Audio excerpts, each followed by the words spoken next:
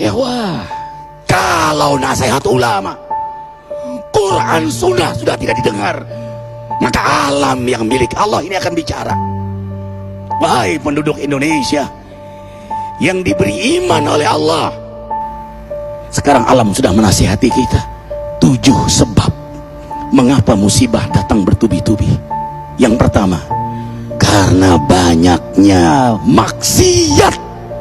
Surah Yasin ayat 19 yang kita baca setiap hari. Kemalangan terjadi, musibah terjadi, malapetaka terjadi karena dosa keterlaluan kalian kepada Allah. Yang kedua, karena banyaknya orang berbuat zalim. Dengarkan surah Qasas ayat 59. Kami tidak akan menghancurkan satu daerah kecuali para penduduknya banyak berbuat zalim. Anak durhaka pada orang tua, istri yang berani kepada suaminya, perampok, pembunuhan di mana-mana. Ini mengundang bala bencana. Yang ketiga, mengundang bala bencana karena kelakuan tangan-tangan manusia. Rum 41. Telah tampak kerusakan di daratan dan lautan karena tangan-tangan jahil manusia, agar mereka merasakan akibat perbuatan mereka. Sebagian mereka merasakan akibat perbuatan mereka, agar mereka kembali kepada Allah. Yang keempat, bencana terjadi karena para tokoh melakukan kemaksiatan dan kezaliman.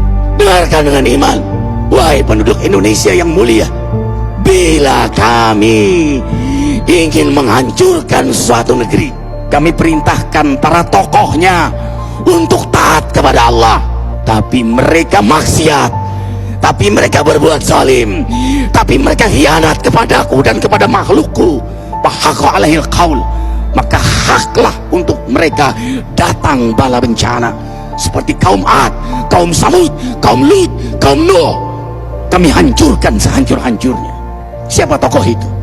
Para pemimpin kita yang sumpah Al-Quran di kepalanya, demi Allah tidak korupsi.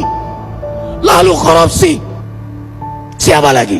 Hartawan, orang-orang kaya yang dengan harta berpoya-poya, sombong, maksiat dengan kekayaannya di tengah orang yang banyak menderita.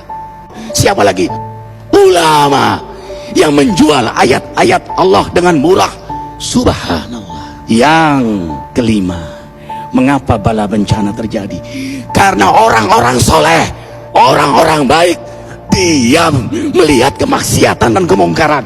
Surah Al-Anfal ayat 25. Takutlah kalian dengan musibah yang tidak hanya menimpa orang yang maksiat, orang yang berbuat zalim, tapi juga kalian orang-orang soleh. Maka masa bodoh dengan kemaksiatan bukanlah sikap seorang mukmin. Amar ma'ruf nahi munkar adalah amal cerdas. Yang keenam, justru karena rahmat Allah, karena peringatan yang Allah hadirkan agar hadir mahkamah kesadaran kita. Ikhwah, dengarkan dengan iman surah Al-Baqarah ayat 155, 156, 157. Kami pasti uji kalian dengan sesuatu yang buat kalian takut lapar, takut miskin, takut kematian.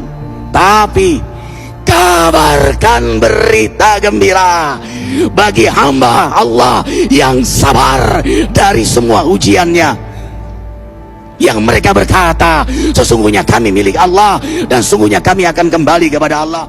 Yang terakhir, yang ketujuh, ada yang nanya, bagaimana yang maksiat yang selamat? Tenang-tenang saja. Yang berbuat zalim malah sukses. Di mana keadilannya? Allah Maha Adil. Dengarkan surah Hud ayat 15-16. Barang siapa mencari kesenangan dunia, lalu dia menghalalkan semua cara, apa kata Allah? Kami beri, tapi di akhirat tidak mendapatkan secuil pun kenikmatan, malah nikmat di dunianya menjadi bahan bakar azab untuk dirinya. Itulah istidrat. Lalu apa sikap kita sekarang?